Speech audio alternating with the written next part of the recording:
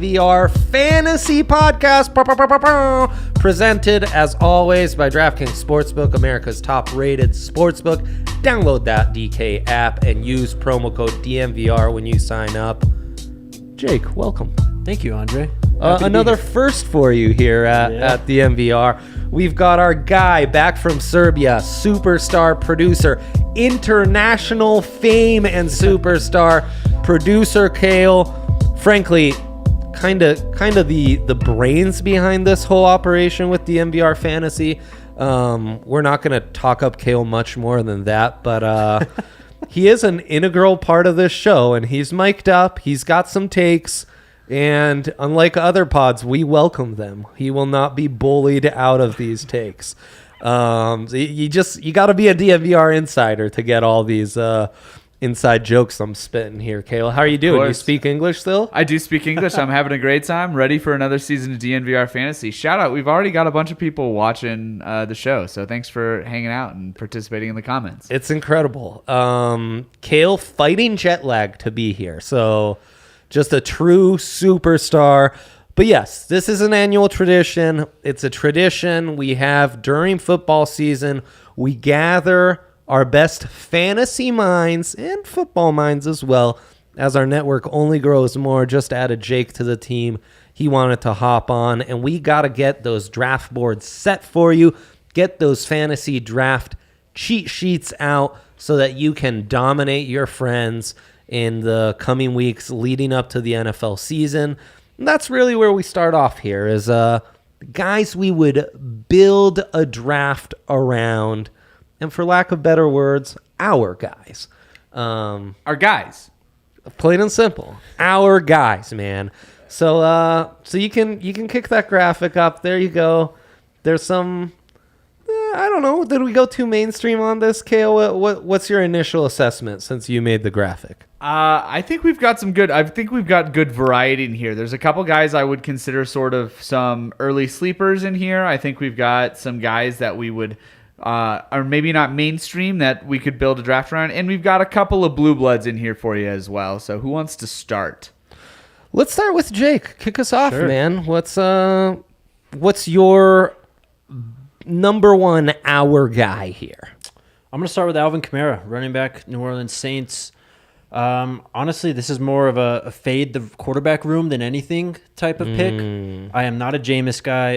Andy Dalton has passed his proverbial prime, and I think Alvin Kamara is going to be the engine of this offense. I know Michael Thomas is coming back, but I think we saw this from the Saints, in the years when Drew Brees was still there, when he got hurt. I think it was 2-3 years ago, and Teddy came in. Kamara was still the engine of that offense, running the ball, but of course in the passing game, PPR, that's one of the reasons why I wanted to focus on him, getting those short receptions. He has, it's been a few years, or last year, I guess, wasn't as good, only 47 receptions last year, but at least 80 receptions in every other season. Also in the rushing game, he hasn't broke 1,000 yards, but he kind of flirts with being a very good touchdown scorer. Only 4 touchdowns last year, though. So if he keeps up this every other year trend, we're in for double-digit touchdowns this year. There you go. Quick and easy. I love Alvin Kamara this year for a lot of reasons, especially now that it looks like his suspension, if he does get one, is going to be next year. So love that pick. Yep, he's cleared to go for this year. Which, how does that work? No idea. My other question, how is Alvin Kamara still just 27? Did he play with JT Shroud, the quarterback you're now covering for the Bucs? I don't think he goes that far back, but it's pretty damn close. Yeah, exactly. Love that pick, and it does feel like the ADP maybe skewed just a smidge. What is his ADP coming in at right now? Right around 15 from what I'm looking at for half-point PPR. I like the value there. Yeah. I like that value a lot. I think some people are still scared off by the suspension, though. So you're getting a little like the two guys in your league, the lazy dads like me, who didn't completely go that step further in doing their research. You might be able to pull a fast one on them. Well, and just that ADP played a big factor into him putting him on my list. Because, if you're picking in the top of the first round, you can go ahead and get a Cooper Kupp, a Justin Jefferson, and you can still come back and potentially have an Alvin Kamara if you're like I don't say top of the first round, but maybe midway through the first round, have him back midway through the second, and you can still get a solid RB1 with one of those wide receivers.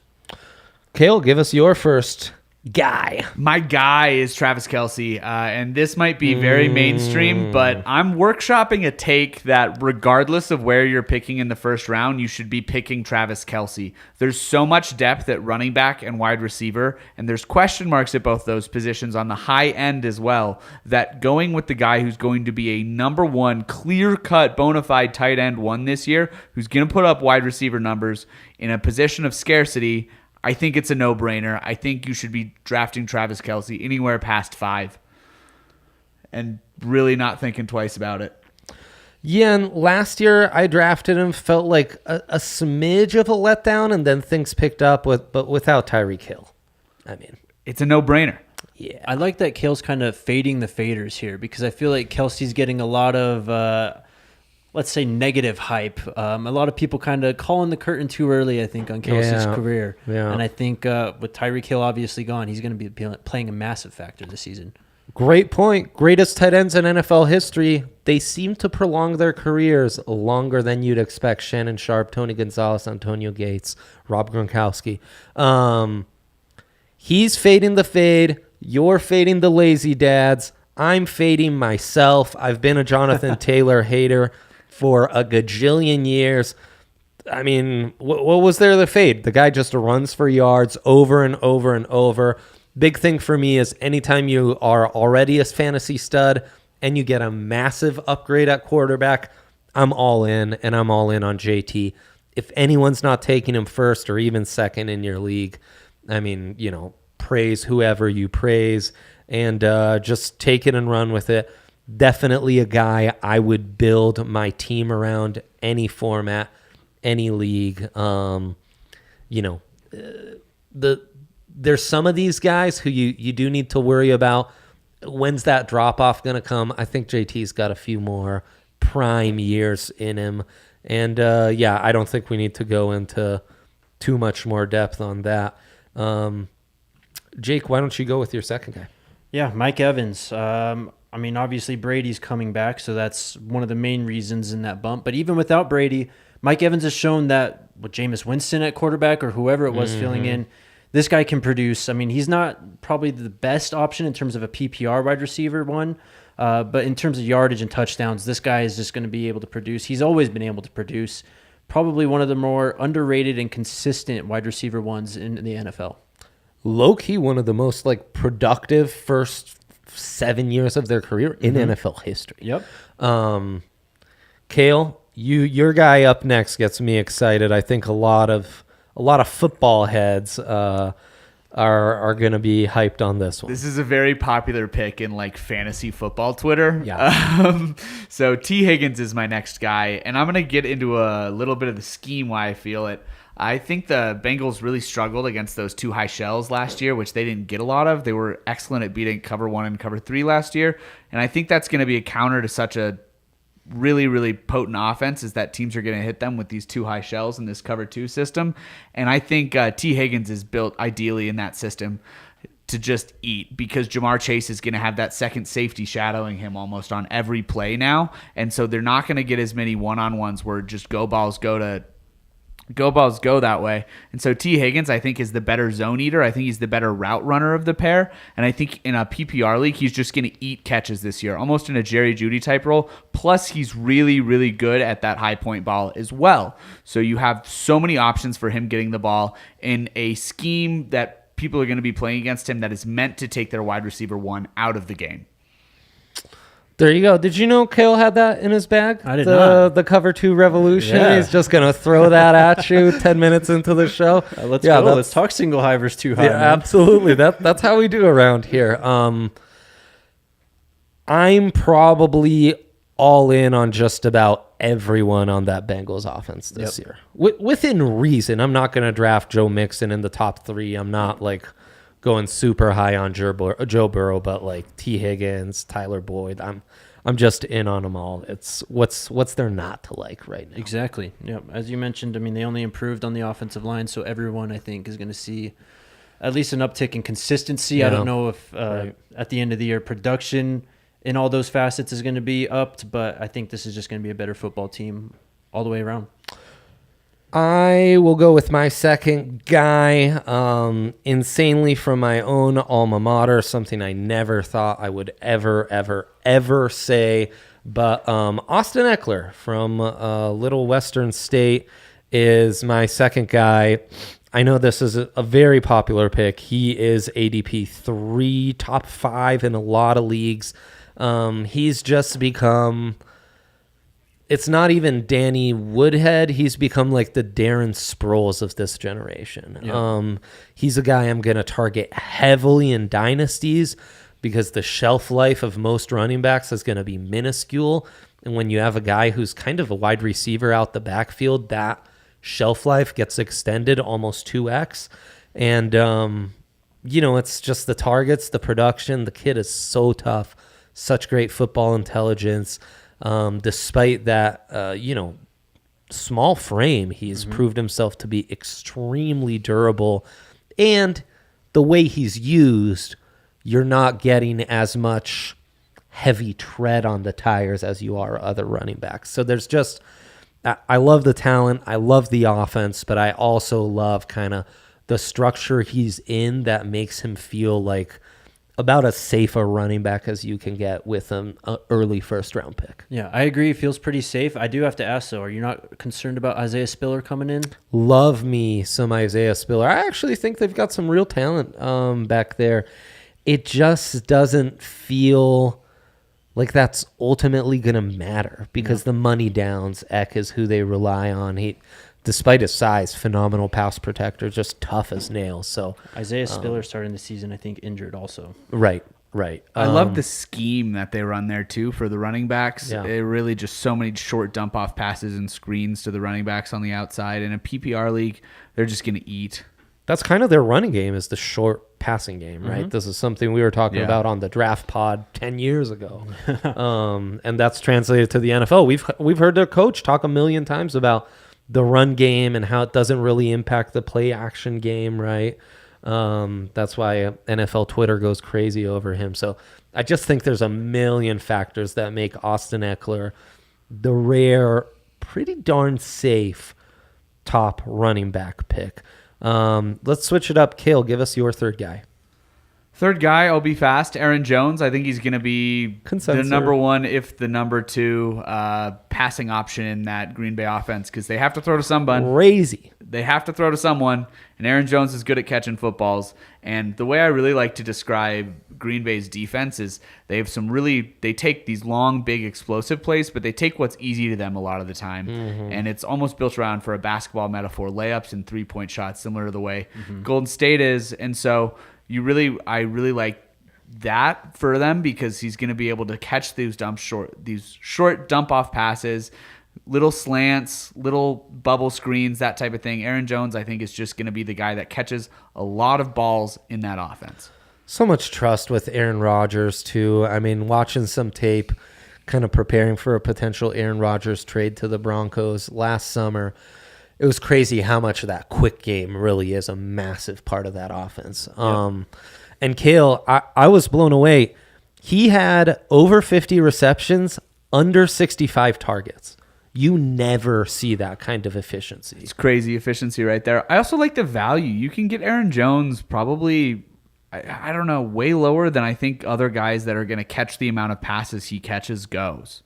I'm just thinking about the value here. I think it's probably a good pick, and that's why I labeled him as a guy to build a draft around. Is sort of, you can sort of target him probably in the third or fourth round.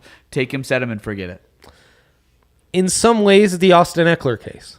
In some ways, the Alvin Kamara case. To some extent, and I think we found A.J. Dillon's role is what it's gonna be. He was getting more carries than A.J. Dillon. It still didn't impact his fantasy value that much. I still like A.J. Dillon this year, by the way. I like A.J. Dillon as well. He's a nice stash. There's a few guys we can get into that are nice handcuff running back stashes. Jake, your third guy. My third guy, I mean, I saw some people already laughing in the chat, but let me tell you, Kirk Cousins this year, I think... You like that? I do like that. In fantasy football, there's two types of people. There's the person who wants to get a quarterback in the top 4 or 5 rounds, and they get, Lamar, Mahomes, Allen. And then there's what I am. I will wait as long as I can to draft a quarterback. And this year, my guy that I'm targeting is Kirk Cousins. On ESPN, his ADP is, I think, 123. He's the 15th quarterback. I just think that's tremendous value for what you could potentially get out of Kirk Cousins. He's thrown for over 4,200 yards the past 2 years, 33 touchdowns last year, 35 2 years ago, and has only thrown 13 picks in 2020 and 7 picks last year. Justin Jefferson's only getting better. Adam Thielen's coming back healthy. You got Kevin O'Connell coming in as the head coach, coming from that Sean McVay tree. That's a huge factor. I mean, it's just stock up in all directions. I'm buying in on the Vikings. I'm buying in on Kirk Cousins, at least from a fantasy perspective. In standard leagues last year, 12th most productive player, any position, period. So that kind of speaks to itself. 11th at quarterback, but that's kind of Jake's point, is the difference between 1 and 11 isn't going to be that great. And if you can get the guy where you'd be getting third string running backs, jump on it. Love that. My third guy is Najee Harris. All in on Najee. I talked about I'm all in on guys who upgraded at quarterback. I wouldn't call this an upgrade, but based on what Big Ben was doing the past few years, hard to call it a downgrade either. What I know is one way or another, they will have to rely a lot more on Najee. And I think who they have playing quarterback will be smart enough to know that that's their safety blanket. That's their guy to dump off passes to. They'll have plenty of options for the vertical passing game. That'll come and go. Might be a little bit like the Broncos offense. But I think Najee could really have a breakout type season. He's the kind of guy that we really like in fantasy.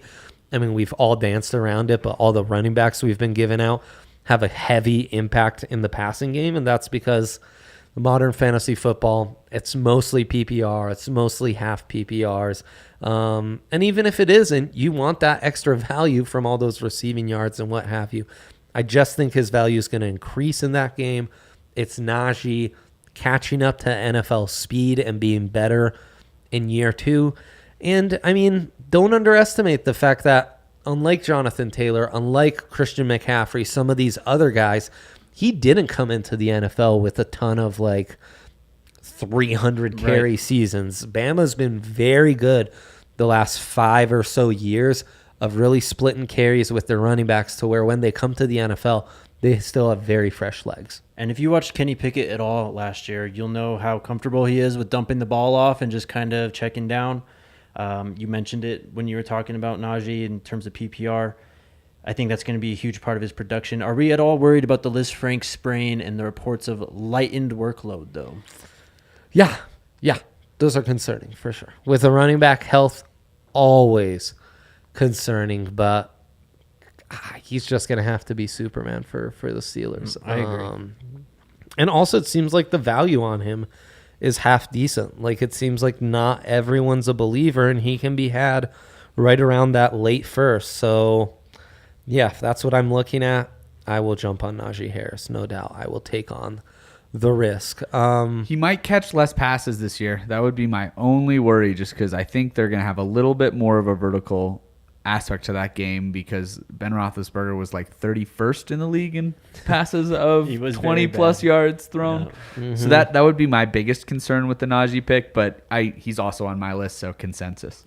My biggest counter to that would be Big Ben's mobility was so limited the last few years, he literally couldn't take snaps under center. Mm-hmm.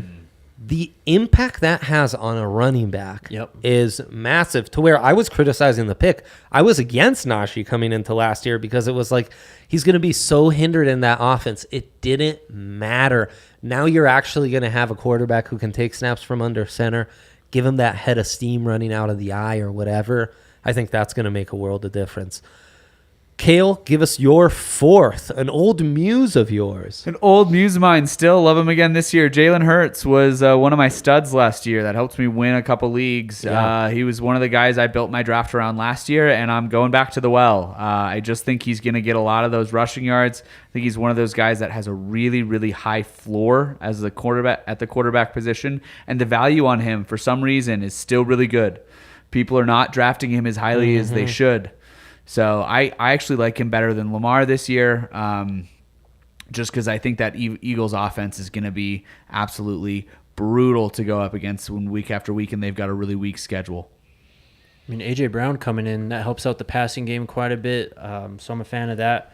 Verdict's still out for me in terms of whether Jalen is capable of being that field general in terms of throwing the football and just operating an offense. But what Kale said, off the running plays and just the production from the run game, that's enough in fantasy. I mean, it carried a bunch of people last year. Jalen Hurts was a league winner. Yeah, it's a huge divergence between the eye test and actual perception of can this guy be a franchise quarterback and what the numbers say off pure production, which was as long as he's starting, he's putting up some nice numbers for you. Also, that Philly coaching staff doesn't seem so interested in protecting him because they're on the fence about him being the franchise quarterback. So they'll run him wild, which sounds good to me. Jake, you're going back-to-back Big Ten picks for us. Dameon Pierce, man. If you guys listen to Draft Pod, you know how much I love Dameon Pierce. I thought he was bowling ball. He was Florida's best running back the last 2 years. And the best part about that is he only topped 100 carries. Well, he had 100 carries last year, but he had 106 in 2020. I mean, this guy, you talk about limited workload. He's coming in NFL primed to go. You saw today Marlon Mack was cut, which Big is news, yes. basically the go-ahead for Dameon Pierce to be RB1. I don't think I've said it yet on the podcast, but, man, I think he's got some Nick Chubb to his game just in terms of how he sees the offensive line and how decisive and just strong he is in his running style and in his cuts. I love Dameon Pierce this year. Absolutely love the player, and I think he's in a great situation.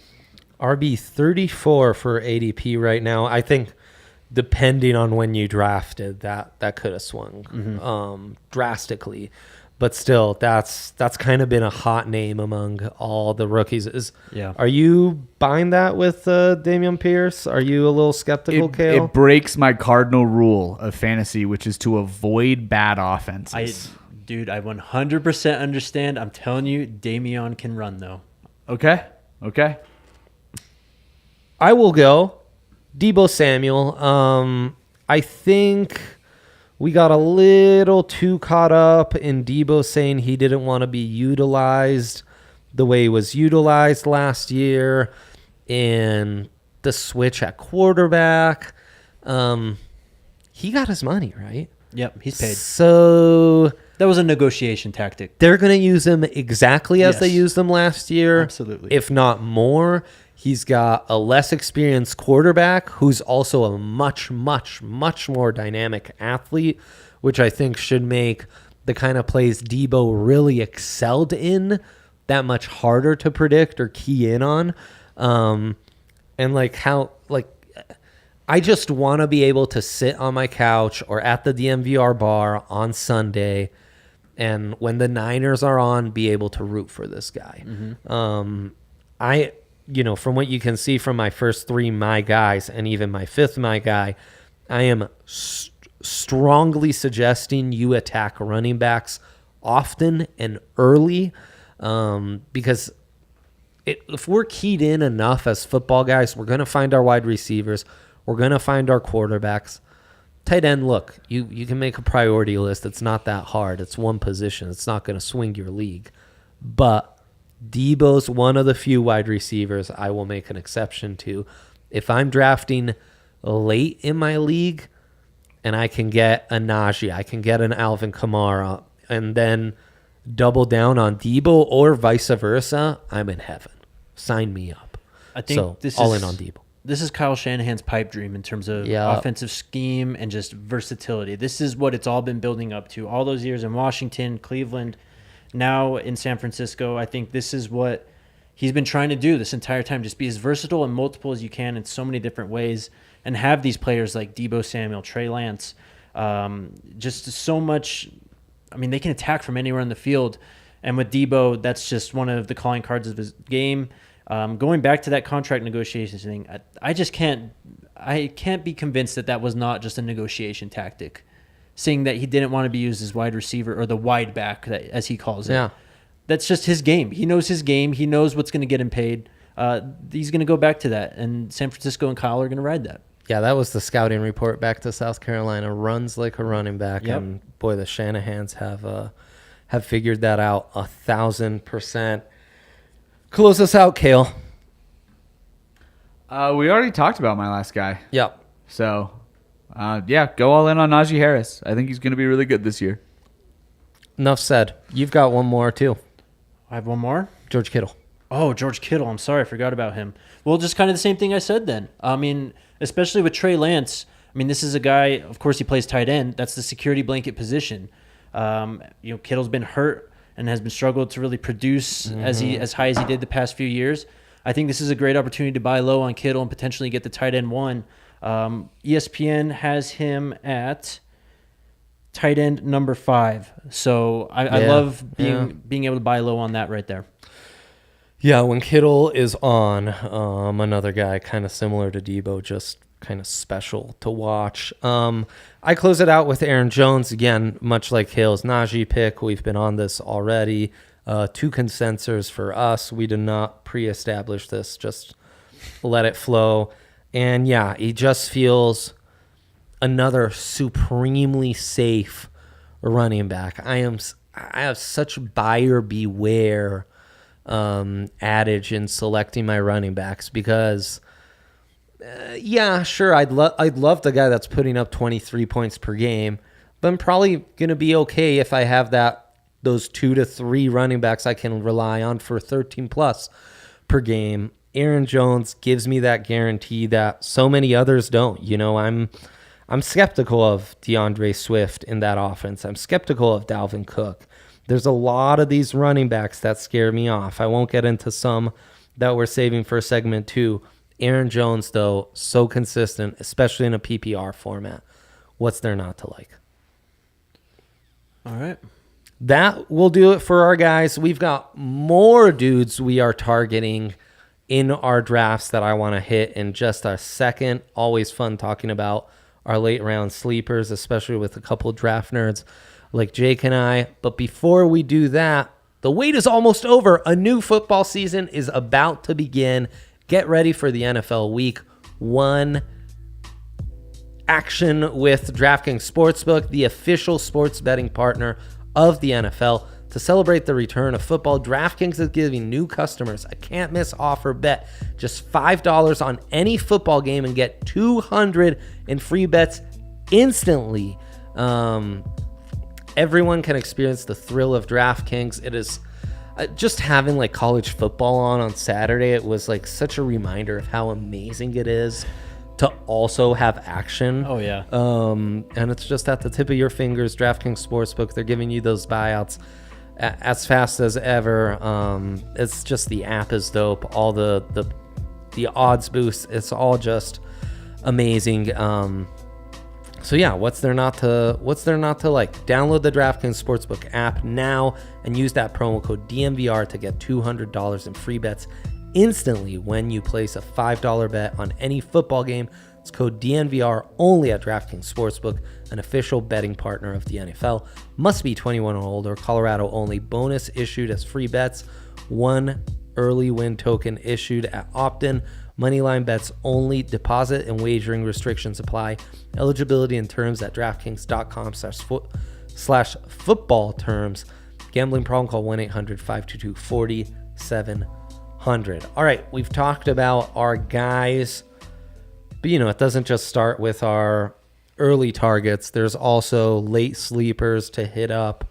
And this I think will be fun and allows us to get into some of our greater draft strategies and draft theories as well, because while you target guys early, then they're guys you can fall back on.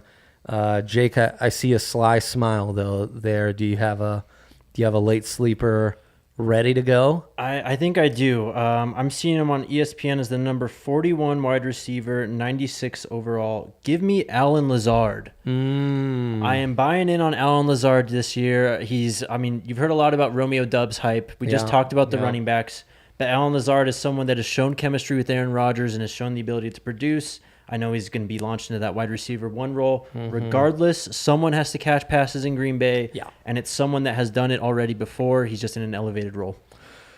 I think this will be a Green Bay Packers heavy segment because you can't go wrong with my guy Bobby Tonyan, who was actually a fantasy superstar in 2020.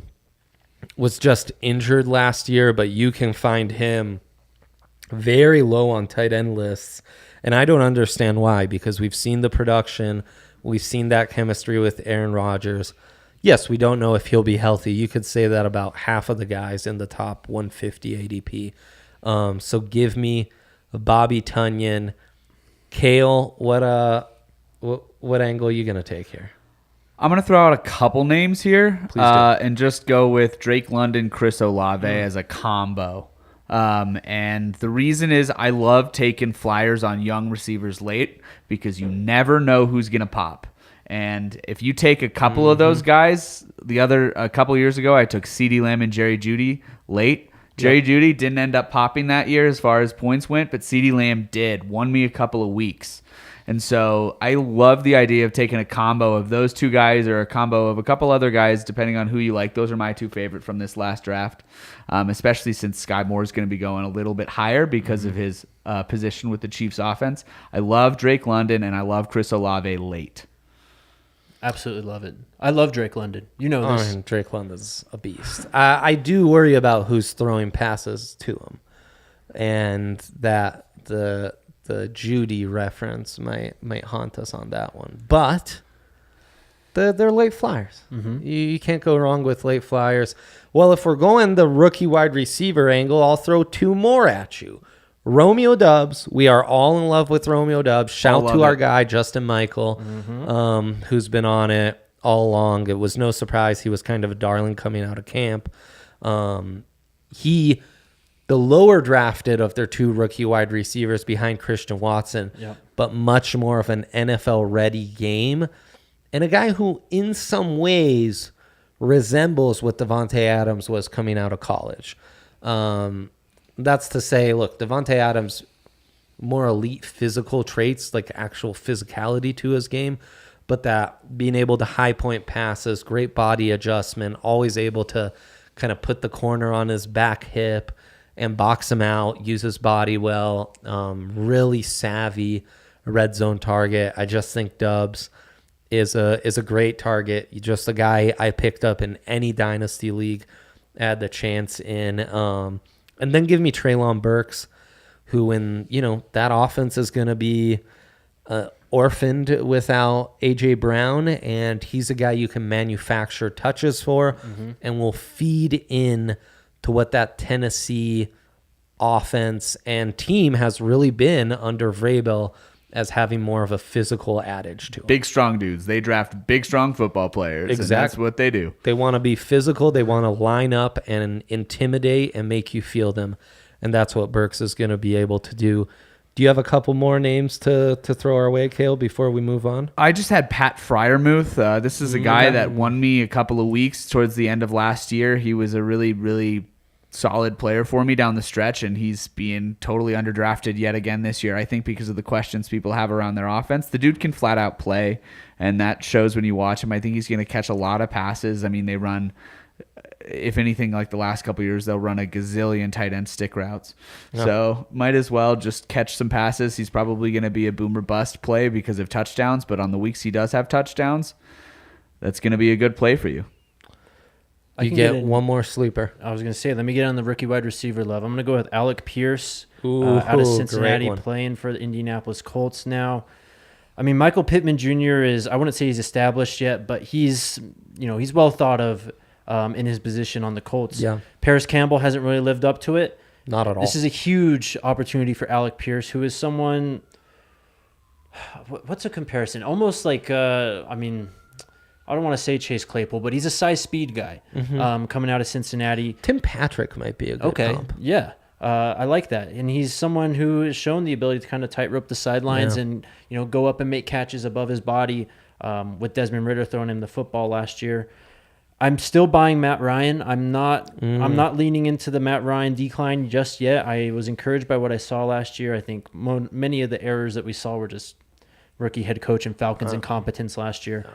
So I like Alec Pierce. Yeah, and you can be a Matt Ryan skeptic in real football, maybe even as a bettor, but I think fantasy, you do need to skew your opinion. So I'll just piggyback off that. Matty Ice was on my list. I think in that offense, there's just so much talent. You can't go wrong. So there you go. That'll be my final sleeper. Though I had some more. Check the podcast description, YouTube description, to have these listed out for you when all things are said and done.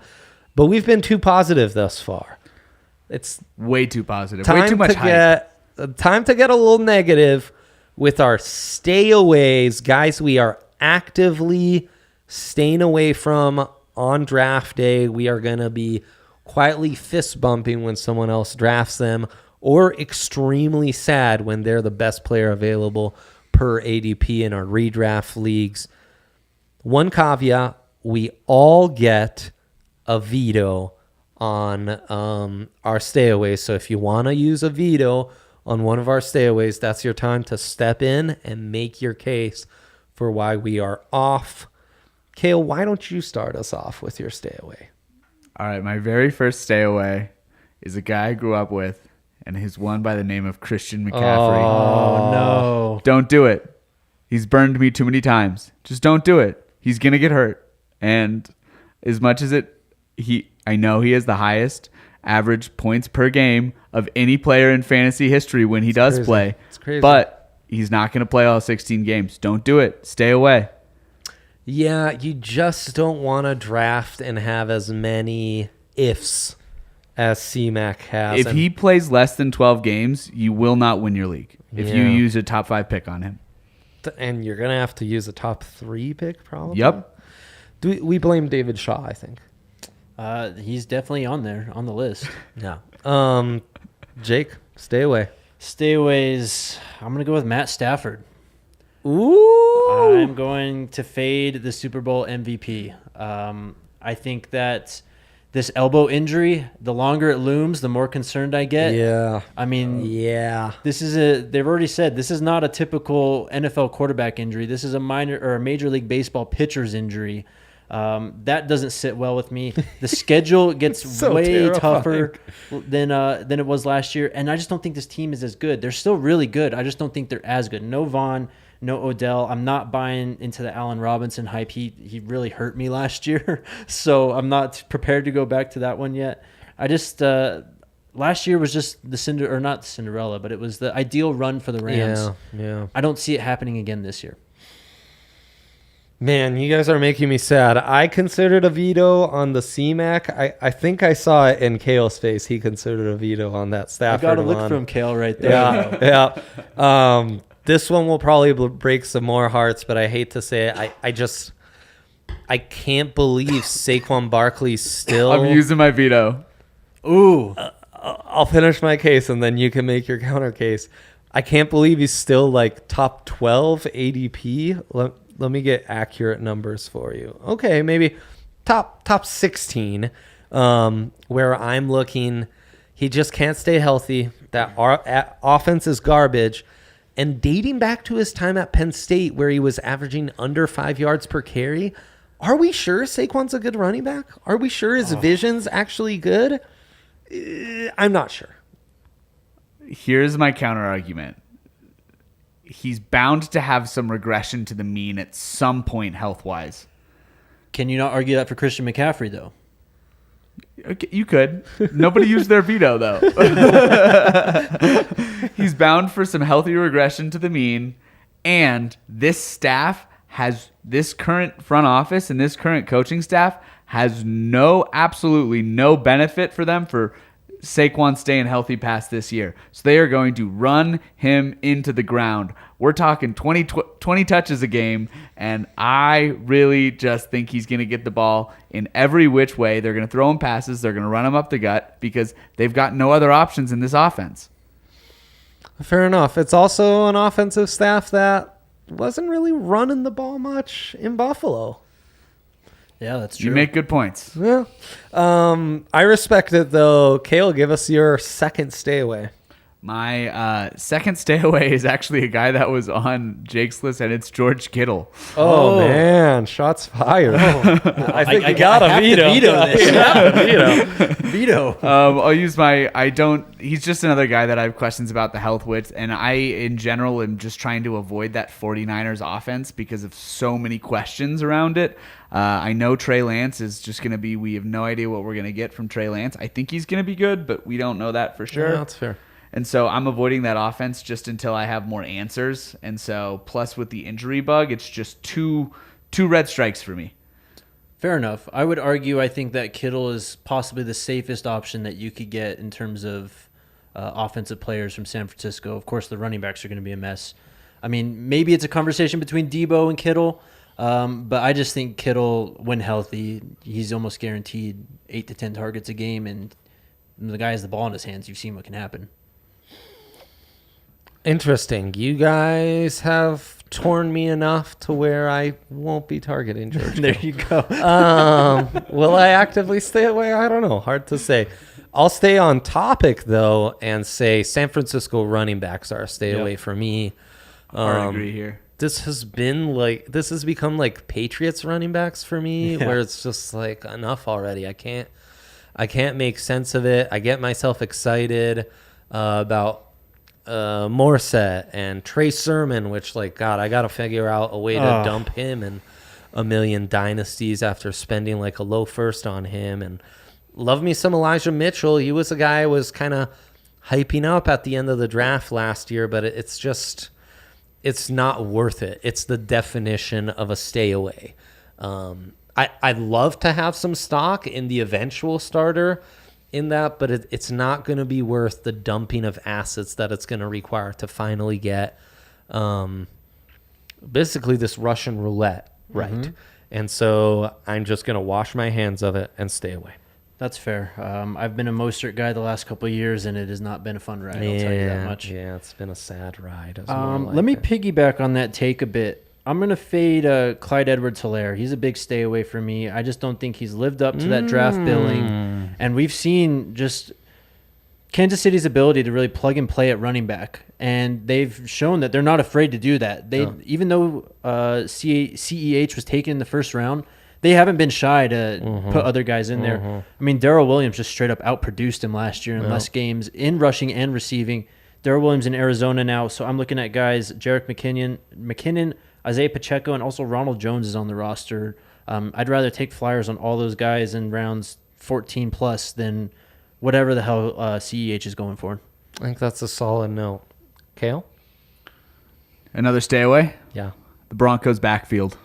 Ooh. I just think they're going to split carries again. I think it's going to be close to last year where it was near a 50-50 split. I think it was like 4 snaps away from being exactly a 50-50 split. I just see something similar happening this year. I think Melvin's just got too much left in the tank. And I see this as a good football problem to have because I think they're both going to be healthy and have really productive years. But for fantasy-wise, I would just stay away. And I know Javonte's hype is through the roof. But it's just so hard to see him getting enough carries to garner a true RB1 role. I think you nailed it. I mean, Melvin Gordon still was brought back for a reason. They've shown that they're not afraid of the fumbles, really. They're fine giving him the ball. And with Hackett coming from Green Bay and that Shanahan run scheme, and obviously we talked about Green Bay's running backs, wouldn't be surprised if it's a fairly similar situation. I'm going to stay away from any quarterback in the top 5 rounds. You touched on this. There are 2 types of fantasy people. I think you more or less agree on this as well, right? I more or less agree on this unless you can get Josh Allen at some crazy value. Yeah. And I mean, the point is kind of what we were talking about statistically with Kirk Cousins being like the 12th best player in all of fantasy in standard leagues. You're just going to be able to find guys nice and late. So why not be the one who has a stacked options at the flex spot, who feels really good about their RB2, who's still feeling good about their wide receiver 2, and was able to pick up Derek Carr, Matty Ice, Kirk Cousins, and have like 2 of those on your team, and you're just in as good a spot as the guy you drafted Josh Allen in the second round, or Pat Mahomes in the third, or Lamar in the fourth. I love those quarterbacks. It's just not worth it when the value is going to be like a minimal and it's going to be much greater at those other positions. You all get one more if you have one more. Jake? Is it me? Yeah. I'm going to go with Breece Hall. Consensus. Probably, I mean, I've only done one dynasty draft, and he went first overall in that dynasty draft. And I get the reasoning behind that, but we've already kind of touched on this on other running backs. This is a guy who saw 250-plus carries the last 2 years at Iowa State. So he's coming in, not the freshest of legs. And we've already heard, or I've seen at least, that he still hasn't really jumped Michael Carter on the depth chart. And that's rather concerning to me, especially given the ADP of Breece Hall. Zach Wilson not playing right away, too. I mean, that's just not a good omen, I think, for the first month of the season for a rookie running back who, I mean, you'd assume he'd get a lot of carries, but I don't know if it's going to be very much production from those carries. I'd just be cautious about Breece Hall, especially at the ADP. Kill, do you have one more? No, not any that are on my like true stay away. I got to my guys. I'll throw you a spicy one to close this out. Zeke. I think there's been a lot of sunk cost fallacy over there in Dallas where they would have given up on him a little earlier, but they're just sticking to it to kind of save face. Obviously, the production's been down the last 3 years, significantly down the last 2. And even though he played in 17 games, we saw how much more explosive and how much better that offense looked at times with Tony Pollard.